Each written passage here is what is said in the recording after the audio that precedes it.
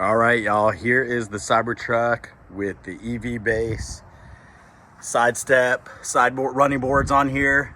And you can see it just kind of gives it a pretty nice aesthetic look. And then of course the functionality just allows you to step in and out of the truck much easier. And these are made out of a die cast steel. Yeah, and they look really good. And there's just four, we'll get down here. There's four little metal panels that you connect, and they go into existing holes on the Cybertruck, and you can use the existing bolts on the Cybertruck to pop them right in.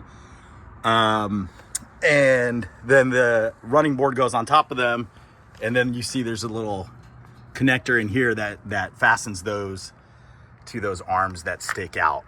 And one thing that did happen, we were just hand tightening these to install. If you over tighten these guys over here, they actually have the bolts connected to them already.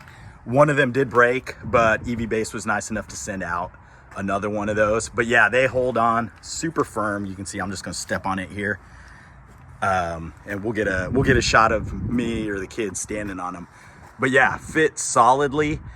And one thing I did want to point out, if you take your Cybertruck in to Tesla for maintenance, with these on there, at least the one here in Austin, they charge $200 to remove and put them back on. So just something to consider when you're putting on third-party accessories. And the reason they need to do that is because they need to get the truck on the lift.